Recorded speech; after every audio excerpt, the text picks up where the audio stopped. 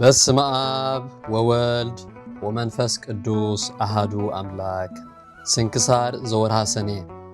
ዕለት 12 ሰነ። በዛ ዕለት እዚኣ ምእመናን ናይ ክቡር ሊቀ መላእኽቲ ቅዱስ ሚካኤል በዓል የብዕሉ። ምኽንያት መብዓሊኡ ድማ አክላዖባጥራ እትበሃል ንግስቲ ጓል በጥሊሞስ ንጉስ ግብፂ ብስም ዙሓል ዝበሃል ኮኸብ ዝሃነጸቶ ዓቢ ምኹራብ ኣብ ሃገር እስክንድርያ ዝነበረ ንዕኡ በዓል ይገብርሉ ነበሩ። ኣብቲ ምኹራብ ድማ ዓብይን ጉሩምን ብሓጺን ዝተሰርሐ ዙሓል ዝበሃል ጣዖት ነበረ። ኣብ በዓሉ ድማ ነቲ ጣዖት ብዙሕ መስዋዕቲ ይሓርድሉ ነበሩ። እዚ ኸኣ ክሳብ መዋዕል ሲሞቱ ንኣባ እለ እስክንድሮስ ካብ ልደት ጎይታና ክሳብ 300 ዓመት ኣቢሉ ካብኡን ላዕለውን ዝኸውን ጸንሐ። ኣባ እለ እስክንድሮስ ኣብ እስክንድርያ ሊቀ ጳጳሳት ምስ ተሾመ ቆስጠንጢኖስ ጻድቑን ምስ ነገሰ እታ ቅንዕቲ ሃይማኖት ክርስትና ሰፍሐት ተዘርግሐት። ኣባ እለ እስክንድሮስ ድማ ነቲ ጣዖት ክሰብሮ ከፍርሶ ደለየ። እቶም ሕሱራት ሰባት ግና ኸልእዎ። ምክንያቱ ንሕና ናይዚ ጣዖት እዚ በዓል ምብዓል ልምዲ ኣሎና። ቅድሜኻ 18 ሊቃነ ጳጳሳት ሓሊፎም እዮም። ንሳቶም ከዓ ልማድና ኣይከልኡናን ኣይለወጡናን እውን በልዎ። ኣባ እለ እስክንድሮስ ድማ ብዙሕ ገሰጾም፣ ጌግኦም ድማ ገለጸሎም። እዚ ጣዖት እዚ ሕሰም ዳ እምበር ጥቕሚ የብሉን። እቶም ንዑ ዘብዕልሉ ንሰይጣውንቲ እዮም ዘምልኹ በሎም። ምኽረይ እንተሰሚዕኩምኒ ከም ትቕድም ዝነበሮ እዚ ክሰርዓልኩም እየ። ንሱ ድማ ነዚ ጣዖት እዚ እሞ ንስበሮ ነዚ ምኹራብ ከዓ ቀዲስና ብስም ክቡር መልኣኽ ሊቀ መላእኽት ሚካኤል ቤተ ክርስቲያን ሰሚና ነዚ በዓል ከዓ ኣብኡ ንሰርዖ ነብዕሎ በሎም። እዞም ኣብዚ ዝሕረዱ ከብትን ኣባጊዕን ከዓ ንእግዚኣብሔር መስዋዕቲ ይኾኑ። ምስ ኣሕዋትና ነዳያንን ምስኪናንን ከዓ ብኡ ንሕጎስ። እዚ ክቡር መልኣኽ ከዓ ናብ ቅድሚ ልዑል እግዚኣብሔር ምእንታና ይልምነልና በሎም። እዚ ጽቡቕ ምኽሪ እዚ ባህ ኣበሎም እሞ ተቐበልዎ። ነቲ ኣቦ ተኣዘዝዎ። ነቲ ምኹራብ ድማ ብስም ቅዱስ ሚካኤል ሊቀ መላእክት ዝተሰመየ ቤተ ክርስቲያን ገበርዎ። እዛ ቤተ ክርስቲያን እዚኣ ክሳብ ኣስላም ኣብ ግብፂ ዝነግሱ ነበረት። ብድሕሪኡ ግን ኣፍረስዋ። እዚ በዓል እዚ ከዓ ካብ ሽዑ ጀሚሩ ብስም እዚ ክቡር መልኣኽ ቅዱስ ሚካኤል ክሳብ ዛ ዕለት እዚኣ ተሰርዐ። በዛ ዕለት እዚኣ ልዑል እግዚኣብሔር ንቅዱስ ሚካኤል ኣብቶም ንዕኡ ዝመስሉ ብብዙሕ ዕቤት ልዕሊ ኩሎም መላእኽቲ ሓለቓ ገይሩ ሸሞ። ንኽቡር ቅዱስ ሚካኤል ብዙሕ ተኣምራት ኣለዎ። ካብ ተኣምራቱ ሓደ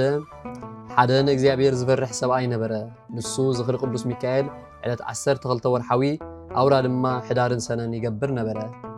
ኣብቲ ጎረቤቱ ድማ ሓደ ሃብታም ሰብኣይ ርህራሄ ዘይብሉ ንእግዚኣብሔር እውን ዘይፈርህ ነበረ። ነዚ ናይ ቅዱስ ሚካኤል ዝኽሪ ዝገብር ሰብኣይ ድማ ይሳለቐሉ ነበረ። እዚ ሕያዋይ ሰብኣይ መዋእሉ ምስ ኣኸለ ክመውት ቀረበ። ንሰበይቱ ድማ ከምዚ ክብል ኣዘዛ፣ ሕያወይቲ ርህርህቲ ይኹኒ፣ እዘን ዝኽሪ ቅዱስ ሚካኤል ኣውራ 12 ሕዳርን ሰነን ከዓ ከይትገድፍየን ኢሉ ተላበዋ። በቲ ግዜቲ እታ ሰበይቱ ነፍሰ ጾር ነበረት። ንሱ ከዓ ሞተ እሞ ከምቲ ዝግባእ ገኒዞም ቀበርዎ። ብድሕሪዚ ግዜ ሕርሳ በፅሐ እሞ ሕማም ሕርሲ ሓዛ። ኣብ ቃንዛን ሽግርን ምስ በፅሐት ኦ መልኣኽ እግዚኣብሔር ቅዱስ ሚካኤል ይቕረበልለይ፣ ካብ ዘለኽዎ መከራን ሽግርን ከድሕነኒ ንእግዚኣብሔር ለምነለይ፣ ንዓኻ ኣብ ቅድሚ ልዑል እግዚኣብሔር ዓብዪ መጎስ ኣለካ እናበለት ለመነት።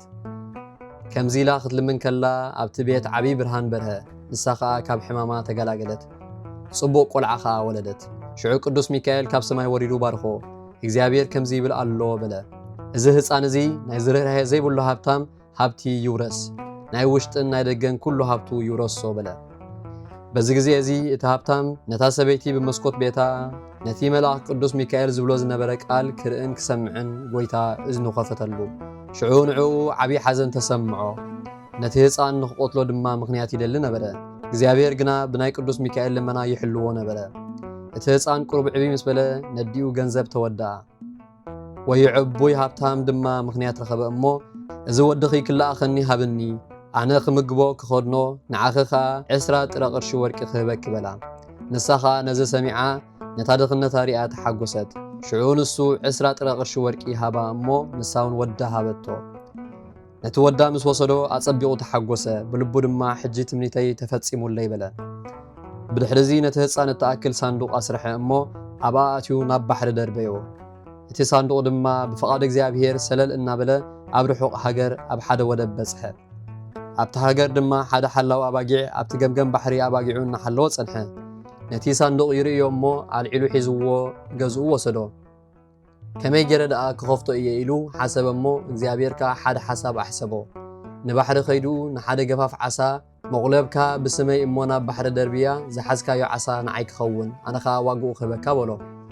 اتقفاف عصا دما خمو قبره مغلبو انت سدده حدا عبي عصا حزه شعو واقو تقبلو عصو هبو نسو تحلاو أباقيع عصو يحيزو نغزو مسكده تبيحو بحاوت أبيسو أبسيلو مسدرو خبالعو خلو أب كبدأت عصا دما مفتح رخبه إذا مفتح إزس نزي صندوق دخون يخفتو إلو أبت عين مفتح ناي صندوق انت توسط تخفتلو أبت صندوق كا خميز بلغ العاد خبه تدنق أصبقو خا تحقوسه نእግዚአብሔር ድማ أمسجنه شعو تهصان أب بحر ስለዝረኸቦ ባህራን ኢሉ ሰመዮ ፍቱ ወዱ ድማ ገበሮ ካብቲ ባህራን ዝተወልደሉ ዓዲ ናብ ተሐላዋ ባጊዕ ዘለዎ ዓዲ ራሕቁ መገዲ 10 መዓልቲ ነበረ ድሕሪ ብዙሕ መዓልታት እቲ ምሕረት ዘይብሉ ሃብታም ሰብኣይ ናብዛ ባህራን ዘለዎ ዓዲ ገሸ ኣጋምሸት ከ ኣብቲ እንዳ ሓላዋ ባጊዕ ኣፍ ደገ በጽሐ ኣብዚ ገዛኻ ዝሓድረሉ ቦታ ዶ ኣለካ ክሳብ ጽባሕ ክጸንሕ ዋጋኻ ከ ክኸፍለካ በሎሞ ንሱ ኸ ሕራይ ሕደር ኢሉ ኣእተዎ ሽዑ ንወዱ ባህራን ኢሉ ክጽውዖ ምስ ሰምዐ እቲ ሃብታም ከ ባህራን ማለት ዳ እንታይ ማለት እዩ ኢሉ ሓተቶ ኣቦኡ ኸ ኣነ ነዚ ቆልዓ ኣብ ባሕሪ ዝረኸብክዎ እዩ ንእሽቶ ህፃን ከሎ ኣብ ሳንዱቕ ጸኒሕኒ ካብኡ ኣውፅየ ዘዕበኽዎ እዩ በሎ እዚ ሃብታም እዚ ምስ ሰምዐ ብልቡ ሓዘን ተሰምዖ እቲ ክቆትሎ ኢሉ ናብ ባሕሪ ዝደርበዮ ህፃን ከም ዝኾነ ኸ ፈለጠ ንጽባሒቱ ክኸይድ ምስ ተንስአ ሓደ ምኽንያት ሓሰበ ነቦ ባህራን ከ ነዚ ወድኻ ክትህበኒ እደሊ ኣለኹ ምኽንያቱ ኣብ ዓዲ ገለ ዝተባህለ ገዛይ ሓደ ዓቢ ነገር ረሲዕ ኣለኹ እሞ ናብኡ ክልእኾ ንዓኻ ኸ ናይቲ ዝለኣኽክዎ ዋግኡ 20 ቅርሺ ጥረ ወርቂ ክህበካ በሎ እቲ ሓላዋ ኣባጊዕካ በቲ ወርቂ ተሓጐሰ ብድሕሪዚ ንባህራን ፀዊዑ ንዓ ዝወደይ ዝኽቡር ሰብኣይ ብዛዕባ ሓዳሩ ናብ ቤቱ ክልእኸካ እዩ እሞ በፂሕካ ብሰላም ክትምለስ ኢኻ በሎ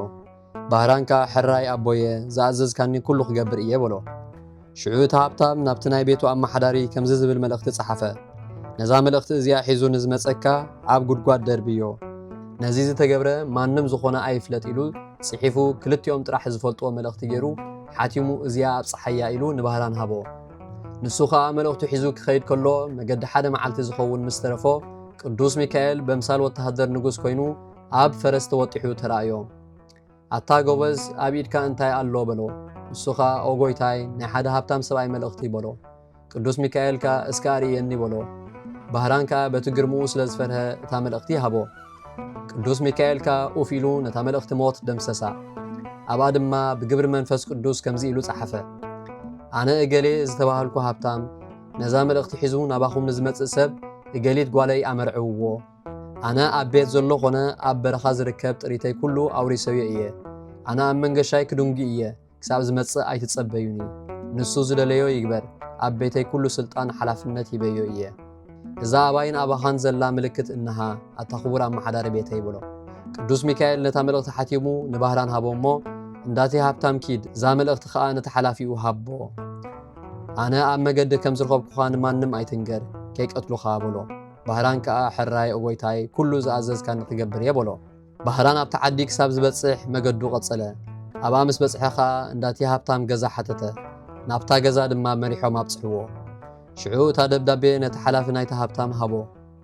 ምስ ኣንበባ ኸኣ እቲ ናይ ክልቲኦም ምልክት ኣብኣ ምህላው ርዩ ሓቂ ከም ዝኾነ ተረድአ ድሕሪዚ ንባህራን ዓብዪ መርዓ ኣዳልዩ ምስታ ጓል ሃብታም ብተኽሊል ኣብ ውሽጢ ቤተ ክርስቲያን ኣብ ቅድሚ መሰዊእ እግዚኣብሔር ኣመርዓዎ ን40 መዓልታት ድማ ብዓብዪ ሓጎስ ተሓጐሱ ተሓጸኑ እቲ ሃብታም ከኣ ዝምለሰሉ ግዜ ኣኺሉ ንዓዱ ምስ ቀረበ ድምፂ ሓጎስን ጓይላን ሰሚዑ እዚ ዝሰምዖ ዘለኹ ድምፂ ጓይላ ደኣ ናይ ምንታይ እዩ ኢሉ ሓተተ እቶም ዝሓተቶም ከኣ በቲ ባህራን ዝበሃል ጎበዝ ዝለኣኽካዮ መልእኽትኻ በፂሑስ ከምቲ ዝለኣኽካዮ እገሊት ጓልካ ኣመሪዖሞ ኩሉ ሃብትኻ ናይ ውሽጥን ናይ ደገን ሂቦሞ እንሆ ን40 መዓልትን ን40 ለይትን ብሓጎስን ብደስታን ኣለዉ በልዎ እዚ ምስ ሰምዐ ዓው ኢሉ ኣእወየ ካብ በቕሊ ወዲቑ ድማ ሕማቕ ሞት ሞተ ባህራን ድማ ብናይ ቅዱስ ሚካኤል ኣማላድነት ብትእዛዝ እግዚኣብሔር ናይቲ ሃብታም ንብረት ኩሉ ወረሶ ድሕሪዚ ባህራን እቲ ኣብ መገዲ ዝተገልጸሉ ነታ መልእኽቲ ሞት ደምሲሱ ኣብ ክንደኣ መልእኽቲ ህይወት ዝጸሓፈሉ ቅዱስ ሚካኤል ከም ዝኾነ እዚ ኸኣ ብናይ ኣቦኡን ኣዲኡን ፍቕሪ ከም ዝኾነ ተረድአ ቀጺሉ ባህራን ብስም ቅዱስ ሚካኤል ቤተ ክርስቲያን ሃነጸ ኣብ ውሽጣ ኸኣ ስእሉ ሰኣለ ኣብኡ ድማ ተኣምራትን መንክራትን ይረኣዩ ሕሙማት ከኣ ይሓዊ ነበሩ ባህራን ኣብታ ቤተ ክርስቲያን ካህን ተሸይሙ ክሳብ ዕለተ ሞቱ የገልግል ነበረ ብናይ ቅዱስ ሚካኤል ኣማላድነት ድማ نسو عبو أديو دقو سبيتو نمنكست سمايات بقعات كونو أبتا قدست بعال تنسايا قويتانا كور ملاك ميكائيل لك ملاكت أبك من برق زيابير سجيرو كمزئنا بلي لمن أو قويتا لمنا كان كابحية ونات كون إدل اللخو أبز مدرو كلهم زخرين زقابرو من انتي تحك أنيا خيلان كاخد محر اللي ونياتو نسخا محارن يقربها لن يخا النابلي لمن قويتا خا خمزيلو يملسلو أو ميكائيل أموني زخرخا زقابرو نفسات بتينا بالبلاوي أخنافكا تصويركا سلسة جزي كابسيول كتوص إزدكا اللخو كبور ميكائيل كاب أفلو على زيابير نزيم السمعة يحقوس دسي بلو أمو كابتوم أمدر خلو زقرو زقابرو سلسة جزي على العلو بحري حوية الساقروم نساتهم كا ألفين آلافاتن إيوم بزي كا زيابير بين أمبر كواترم زخيل يلبون سلازي أحواتي نحنا خا نايز خبور ملآخ ليك ملآختي ميكائيل زخري تجيهنا نكبر كساب كوبايا ماي كم عقمنا كم كيلتنا كم تي عب قدس وينجيل زبلو نزخور ملآخ أمال دنتو أميننا فقاد إግዚአብሔር نكبر كومون كم مصاوليا رجوم سيطان كدحننا حماماتنا فتنانا كرحقلنا فرمدرنا خبز حلنا نقول قبر سناي نخرد عنا حتياتنا ونكسريلنا نتوم بكريستوس أمينهم زموتو نفسات أبوتاتنا عديتاتنا أحواتنا نحاتنا إግዚአብሔር كعرف نتوم أمركون أما أسرتن عب كبيلا جزازة نزلوا ننا بهاجرمن بتؤمن بتعنان بسلامن كملصوم نتوم أب مجشة زلوا دما ننا بتؤمن بسلام كملصوم نعنا خا أما أكلنا فقر خبنا سام ودعتها دما أبزغن عتهاي مانت كسنعنا نزل عالم أمين سلام لميكائيل مهاري وتو وتعزازي لسب بدي بسنايتو لك أرنزنتو ملأك بدمس أنفاتو بكما كون قدامي وسط سمايات ارغتو لእግዚአብሔር يكون داغما مصاتو سلام لميكائيل محاري يونسو وتو تعزازي يو نسب ابلع لسنايتو نايز ملأخ ملخت دمص نفحاتو اقدمو كم زخونه ناب سمايات ارغتو كخون ايو نغويتا اب داغماي مصاتو بزعلت ازيا كبرتي زمد قدست افميا عرفت اذا قدست ازيا نحاده هابتام فرح እግዚአብሔር سباي سبيتو نبرت إذا سبأي أب سلسة بعالات بزح مصواتي مصوت نبرت توم بعالات كا بعال كبور ميكائيل ملآخ علت 10 تغلطة ورحوي بعالات دينا قدس دنجل مريم علت 20 حدن ورحوي بعال مذكرتا لدتو نمدهانينا إيسوس كريستوس علت 20 تشعتن ورحوي إيوم كزي عرفتو مسكربة نسبيتو زبه هوت خلو زقبروز نبرت تكبار كيت قد فيو إلو حدر آبلا أورا دما بزعباء زن سلسة بعالات نساخا نسبايا سئل خور ميكائيل لك ملائكت أسئلو كهبا حتتتو نسون كم تزبلتو أسئلو هبا سبايا مسموته كم تقدم سبايا زقبروز نبرة تقبر كونت سيطان كا عبد عليا كنأ بمثال مبلت فلاسي تمثله مساخا بزحات منكو سايات أخطيلو تزاربا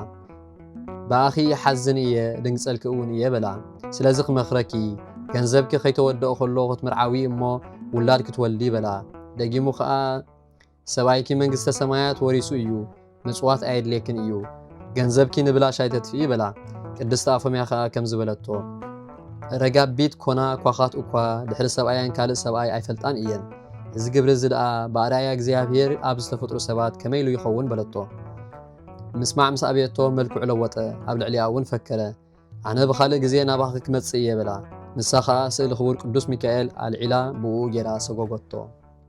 كابو علت 10 تغلطة سنة مسكونة كم لمادا زغرب عال كبور ملآخ نا قبرت كلا سيطان بأمثال ملآخ እግዚአብሔር كوينو تقلصلا سلام نعخي او افميا أنا نباخي استلأخكو ملآخ እግዚአብሔር إيه بلا نسو خا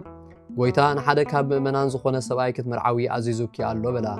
استوعلي سباي زي بالله سبيتي ملحق كم زي بالله مركب إياه إلو كام مصحفتي بولي كدان كما أبراهام يعقوب داويد زمسلو بزحات أنست تمرعوم لእግዚአብሔር كأزس مرو مثالي أغرب الله نسخا ملستلو نسخا ملاخ እግዚአብሔር انتخون كاس عبيد قالو مسكالكا وتهدر نقوس نابكالي بوتا خلاقه كله محتم نقوس انت زي بلو زامنو يبلون بلتو سيطان زغالزي كاب أمس سمعه ملكو علويتو حانقا نسخا ناب قدوس ميكائيل مالدت شعو كبور ملآخ قدوس ميكائيل ناب أمسه نسيطان حيزو قطعو سيطان كا محرني المجزية يتقطعني እግዚአብሔር ون كساب حج تعجسنا إيو إلو لمنو نسخا حدقو أمو سقوقو نابا فميا تمريسوخا نسخ بسئتي إخي نسيطان أسني فكيو بلا حجخا حداركي النبابري نسخي بزعلت إزيا كابز حلاف عالم كتقعزي إخي እንሆ እግዚአብሔር ዓይኒ ዘይረአዮ እዝኒ ዘይሰምዖ ኣብ ልቢ ደቂ ሰባት ዘይተሓስበ ኣዳሊልካ ኣሎ በላ ከምዚ ምስ በላ ሰላም ኢልዋ ናብ ሰማይ ዓረገ ስራሓ ምስ ፈጸመት ናብ ኤጲስቆጶስን ናብ ካህናትን ለኣኸት ኩሉ ገንዘባ ድማ ንኤጲስቆጶስ ሃበቶ ንድኻታትን ንመሳኺንን ከከም ዝግብኦም ክዕድሎም ሓደራ በለቶ ካብኡ ተንሲኣ ጸለየት ስእሊ ክቡር መልኣኽ ቅዱስ ሚካኤል ወሲዳ ድማ ኣብ ኣፍ ልባ ኣብ ገጻ ተሳለመቶ እሞ ብሰላም ዕረፈት ጸሎታን በረኸታን ምሳና ይኹን ንዘለዓለም ዓለም ኣሜን ሰላም ለኣፎምያ እንተመዓቶ ለመስቴማ በቃለ ትዕይንት ዓመ ተቃወማ በዛቲ ዕለት በከመ ኣደማ ስእለ ሚካኤል እንዘተነብር በፍጽማ ውስተ ዘለዓለም ረፍት ኣይረፈት እምጻማ ሰላም ንኣፎምያ ዘሰነፈቶ ንሰይጣን ንመስቴማ በቃል ተንኮል ምስተቃወማ በዛ ዕለት እዚኣ ክመጽእ ኢሉ ከም ዝዓደማ ስእለ ሚካኤል መልኣኽ ኣቐሚጣ ኣብ ገጻ ኣብ ፍጽማ ናብ ናይ ዘለዓለም ዕረፍቲ ገዓዘት ካብ ድኻም ካብ ጻማ ሰላም ለቺ እህቱ ዘበኣማን ለጸሎተ ሚካኤል ካህን ክርስቶስ ክብራ ሙቅህ ዘባሃጺን ባልህኒ እምሰተት ለብእሲ ምስኪን ኣመ እሞቅሁ ጽኑ ይትፈታህ ሰይጣን ሰላም ንዓኺ ሓብቱ ብሓቂ ዘበኣማን ንጸሎተ ሚካኤል ካህን ክርስቶስ ክብራ እስርቲ ብሓጺን ኣድሕንኒ ካብ ጌጋ ንዓይኒ ምስኪን ካብ ጽኑዕ ማእሰርቱ ኣብ ዝፈትሓሉ ሰይጣን በዛ ዕለት እዚኣ ክቡር ኣቦ ዮስጦስ ናይ እስክንድርያ ሊቀ ጳጳሳት ዕረፈ ንሱ ቁጽሩ ካብቶም 6 ኣበው ሊቃነ ጳጳሳት እዩ እዚ ኣቦዚ ክቡርን ፈላጥን እዩ ንሱ ምስ ኣቦኡን ኣዲኡን ምስ ካልኦት ሰባትን ብኢድ ማርቆስ ወንጌላዊ ተጠምቀ ማዕርጋ ኣናጉንስጢስ ሾሞ አንያኖስ ድማ ፍጹም ዲያቆን ሾሞ ካብኡ ብኻልእ ግዜ ድማ ማዕርገ ክህነት ሾሞ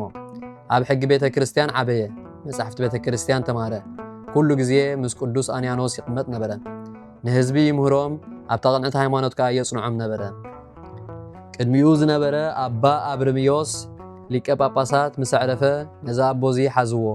ብዘይድሌቱ ኸዓ ኣብ ሃገረ እስክንድርያ ሊቀ ጳጳሳት ሾምዎ ምስ ተሾመ ድማ መጓሲኡ ከምቲ ዝግባእ ገይሩ ብጽቡቕ ሓለዋ ሓለወ ኣብ መንበር ማርቆስ ወንጌላዊ 12 ዓመት ተቐመጠ ካብኡ ብሰላም ዕረፈ በረኸቱ ምሳና ትኹን ንዘለዓለም ዓለም ኣሜን ሰላም ለዮስጦስ ማርቆስ ዘኣጥመቆ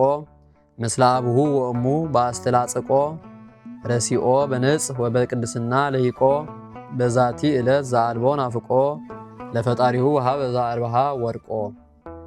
ሰላም ንዮስጦስ ማርቆስ ዘጠመቆ ንሳቡን አዲዩን በሓደ በአስተላጽቆ በንጽና ሸምጊሉ በቅድስናውን ዓብዩ ልሂቆ በዛ ዕለት እዚኣ ጥርጥር ዘይብሉ ዘአልቦ ናፍቆ ንፈጣሪው ከፈለ ዘኻዕበቶ ወርቆ በዛ ዕለት እዚኣ ቅዱስ ኣባ ቄርሎስ ናይ እስክንድርያ ሊቀ ጳጳሳት ዓረፈ ንሱ ቁጽሩ ካብቶም 27 ኣበው ሊቃነ ጳጳሳት እዩ ቅድሚኡ ዝነበረ ኣባ ገብረ ክርስቶስ ምስ ዓረፈ ኤጲስቆጶሳትን ሊቃውንቲ ህዝብን ተሰማሚዖም ናብ ኣስቄጥስ ደብረ ኣባ መቃርስ ደየቡ ነዛ ክብርቲ ሽመት ዝበቅዕ ንኽረኽቡ ክምርምሩ ክልተ ኣዋርሕ ገበሩ ኣብ ደብሪ ኣባ ዮሐንስ ድማ ጻድቕ ሰብኣይ ገብረ ክርስቶስ ዝስሙ ብመንፈስ ቅዱስ ራእይ ዝርኢ ነበረ መልአክ እግዚአብሔር ተገልጸሉ ነቶም ኤጲስቆጶሳት ንገሮም ኣይትሕዘኑ ድማ በሎም እንሆ ኣብ ማእከልኩም ነዛ ክብርቲ ሽመት ዝበቅዕ ጋርጊ ዝስሙ ኣሎ በሎም በሎ ቀዳማይ ስሙ ማለት እዩ ሽዑ እቲ መልአክ ዝበሎ ነገሮም ብዛዕባዚ ነዛ ኣቦ ብዘይ ፈቃዱ ሒዞም ሊቀ ጳጳሳት ሾምዎ ናይ ሃገረ ግብጺ ቤተ ክርስቲያን ከዓ ብኡ በርሀት ህዝበ ክርስቲያን ተሓጎሱ ንሱ ኣዝዩ ፈላጥ ነበረ ኤጲስቆጶሳት ቀሳውስትን ዲያቆናትን ሾመ ብዙሓት ኣብያተ ክርስቲያናት ከዓ ኣሐደሰ ንሃገረ ኢትዮጵያ ሓደ ጳጳስ ሾመ ንብዙሓት ህዝቢ ድማ ካብ ክፉእ ግብሪ ናብ ንስሓን ፍርሃት እግዚአብሔርን መለሶም በቲ እዋን እቲ ንንጉስ ብዙሓት ኣንስቲ ነበርኦ ከምኡውን ንመኳንንቲ ብትምህርቲ ናይዛ ኣቦ ግና ኣንስቶም ሓደጉ ከምቲ ዝግባእ ድማ በብሓንቲ ሰበይቲ ተወሲኖም ነበሩ ኣብ ሽሞቱ 11 ዓመትን 3 ኣዋርሕን 2 ሰሙንን ምስ ፈጸመ ብሰላም ኣዕረፈ ንስጉኡ ገኒዞም ምስ ስጋ ሊቃነ ጳጳሳት አንበርዎ በረኸቱ ምሳና ትኹን ዘለዓለም ዓለም ኣሜን ሰላም እብል ለቄርሎስ ሊቅ ጵጵስናሁ ዘኮነ በትንቢተ ብእሲ ጻድቅ ለዝ መምህር እምስብሃተ ዓለም ሩቅ በወይዘ ቃሉ ለምለሙ አጹቅ ወበትምህርቱ ወርዘው ደቂቅ ሰላም እብል ንቄርሎስ ሊቅ ጵጵስናሁ ዝኾነ በትንቢት ሰብኣይ ጻድቅ ነዚ መምህር እዚ ካብ ውዳሴ ዓለም ርሑቕ ብዛራ ቃሉ ለምለሙ ጨናፍር አጹቅ بتمرتون قبزو ناشتو دقيق بزعلت زيا بصون قدوسن نصوه لبي رأي مستير سمايات لاليبلا نغوس إثيوبيا عرفه ولدو مس ولدو بفرهات እግዚአብሔር عبيو عبي مسبله أكلمتن مس أخله زعبي حو منغستو خمز ورس أم منبرو خمز قمت سمعه أبلبو قنات آتوه ليخو صوعو